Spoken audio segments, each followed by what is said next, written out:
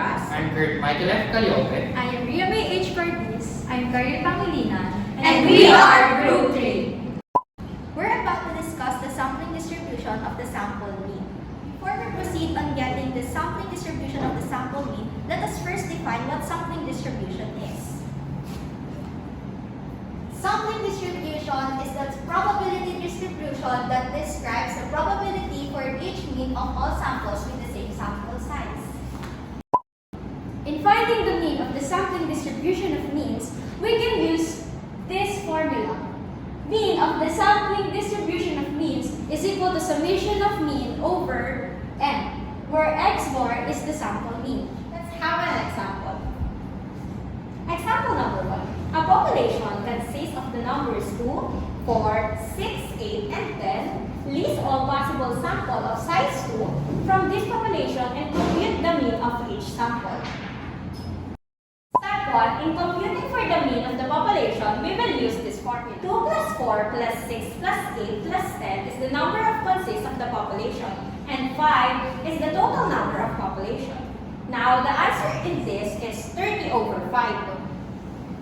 And to get the mean, of course, 30 divided by 5 is 6. So the mean is 6. So we will now proceed to step 2. Since the sample size of the population is 5, we have n equals 5. We should draw a sample of 2, so n equals 6. The number of possible samples of size 6 that can be computed using the formula for combination is NCR equals n factorial over n minus r factorial multiplied by r factorial. So, where C is equals to number of possible samples, n equals the number of the population, and r the sample size. Now proceed to substitution. NCR equals n factorial over n minus r factorial multiplied by r factorial. Substitute n factorial is equals to 5 over 5 minus 2 factorial multiplied by 2 factorial is equals to 10. So, paano nga ba natin nakuha yung 10? So, 5 factorial is equals to 5 times 4 times 3 times 2 times 1. It is equals to 120. Over 5 minus 2 factorial is equals to 6. 2 factorial is equals to 2. Copy lang natin yung 120 over 6 multiplied by 2 is 12. 6 multiplied by 2 is equals to 12. So, divide 120 divided by 12 is equals to 10. So, therefore, NCR is equals to 10. Step 3. Make a table that illustrates all of the possible samples and their corresponding means that can be drawn from the given population. Example 1. Meron tayong 2, 4, 6, 8, 10. So, possible sample of size is 2. Ang hinahanap lang natin is 2. Kukunin natin siya dito. 2, 4, 2, 6, 2, 8, and 2, 10. Sulat natin. 2, 10. So, tapos na tayo sa 2. Magpupresent na tayo sa 4. 4, 6, 4, 8, and 4, 10. 4, 6, 4, 8, and 4, 10. Tapos na tayo sa 4, magpuproceed na tayo sa 6. 6, 8, and 6, 10.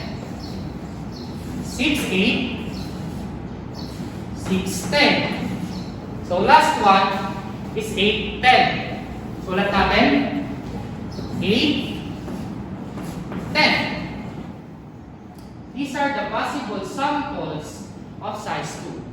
2, 4, 2, 6, 2, 8, 2, 10. 4, 6, 4, 8, 4, 10. 6, 8, 6, 10, and 8, 10. Let's proceed to getting the mean. So, ang gagawin natin dito is ipagpa-plus natin yung possible sample of 2. Then, kung ano yung magiging sagot dito is i-divide natin sa 2 and then ayun yung magiging mean. So, first, 2 plus 4 equals 6 divided by 2 equals 3. 2 plus 6 equals 8 divided by 2 equals 4. Next, 2 plus 8 is equal 10 divided by 2 equals 5. 2 plus 10 equals 12 divided by 2 equals 6. 4 plus 6 equals 10 divided by 2 equals 5. 4 plus 8 equals 12 divided by 2 equals 6.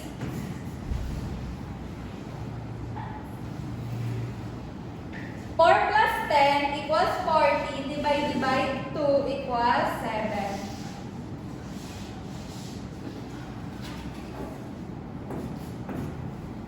6 plus 8 equals 14 divided by 2 equals 7. 6 plus 10 equals 16 divided by 2 equals 8. 8 plus 10 equals 80 divided by 2 equals 9. Ito na yung mga mean. 3, 4, 5, 6, 5, 6, 7, 7, 8, and 9. Step 4. Create the frequency distribution of the means. The first step in creating the frequency distribution of the sample means is getting and sorting the sample mean in ascending order. To get the sample mean, we just need to copy the mean and arrange it in ascending order without repeating the same number.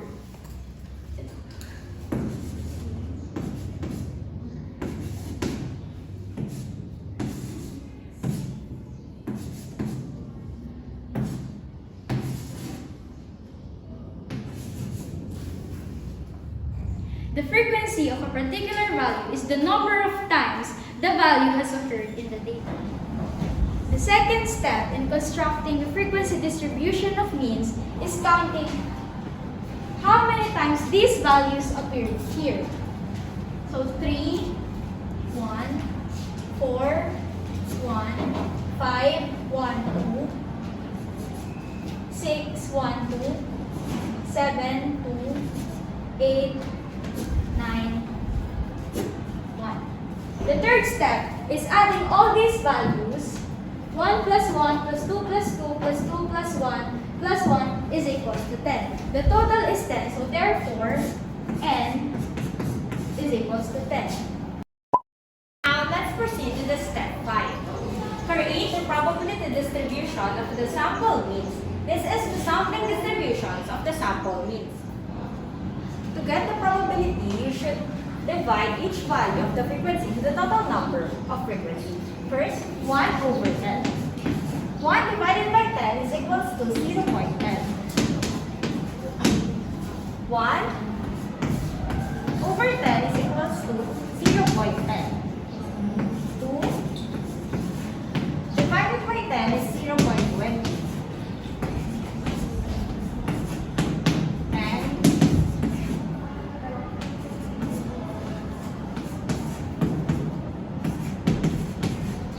1 divided by 2, 1 divided by 10 is 0.10. And lastly, 1 divided by 10 is 0.10. The total must be 1. Now let's compute it. The total is 1. Then the table in example number 1 must be look like this. Another example, example number 2, a population consists of the numbers 1, 3, 5, 7, and 9. List all possible samples of size 3 from this population and compute the mean of each sample.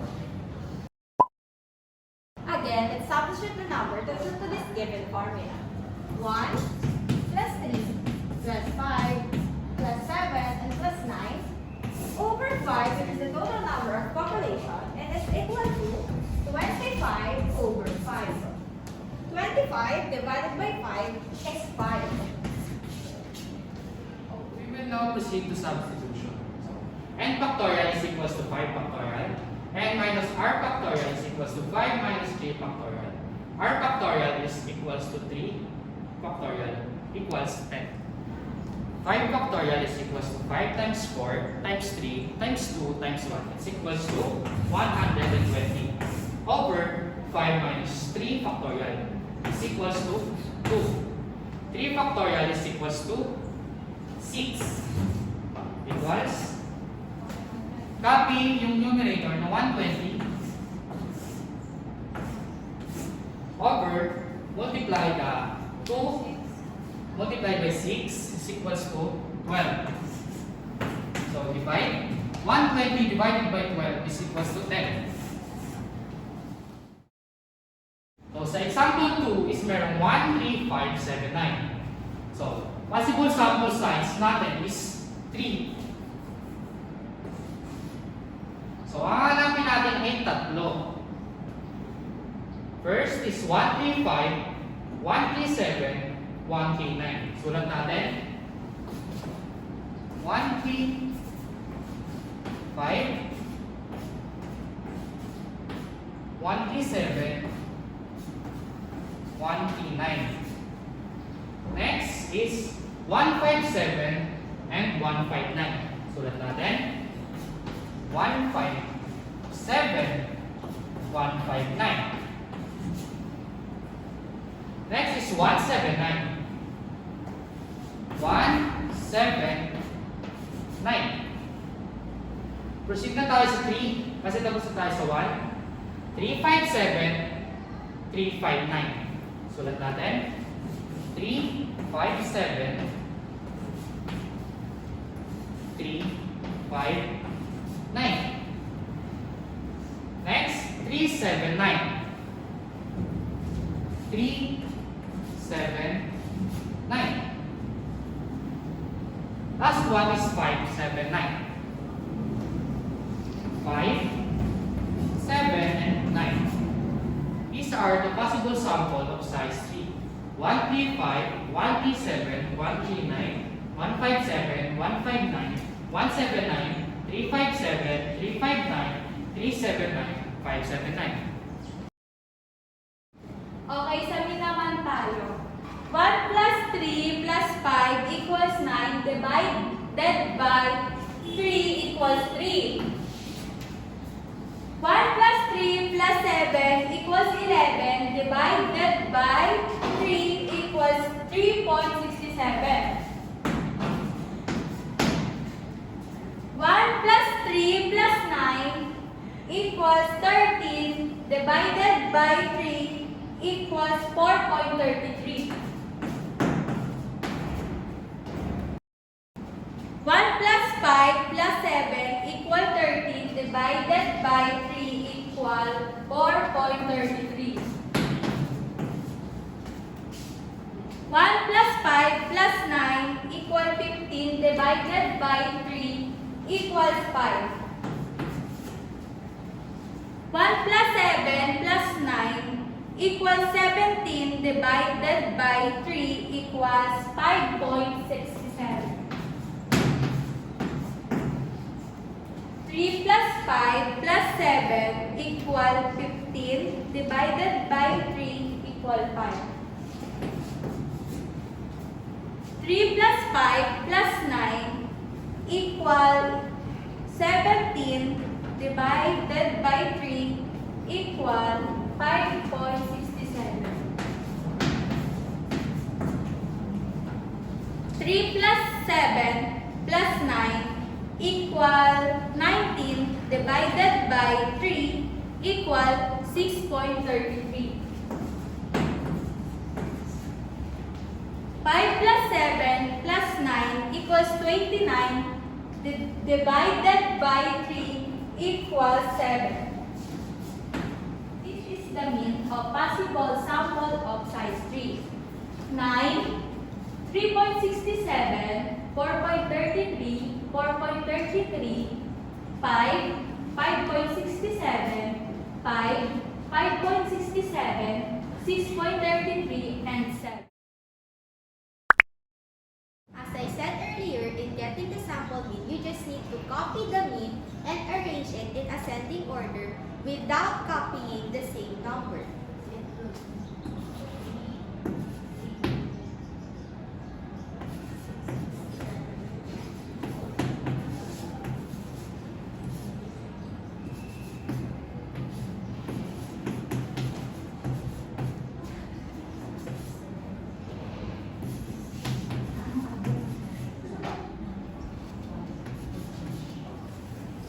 Frequency. Since the data is already sorted in ascending order, we just have to count how many times these values appeared here. So 3, 1, 3.67, 1, 4.33, 2, 5, 2, 5.67, 2, 6.37, and 7, 1. And again, we just have to add all of these values. 1 plus 1 plus 2 plus 2 plus 2 plus 1 plus 1 is equals to 10. Therefore, n is equals to 10. Again, in getting the probability, each frequency must be divided in the total number of it, and the total probability must be 1. First, 1 divided by 10 is equals to 0.10. 1 divided by 10 is equals to 0.10. 2 divided by 10, it is 0.20. Again, 2 divided by 10, it is 0.20.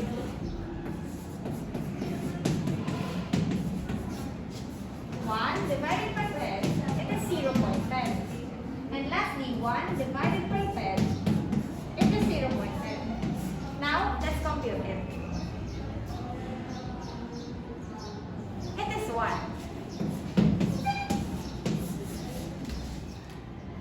The table in example number 2 must be look like this. Once again, we are group 3.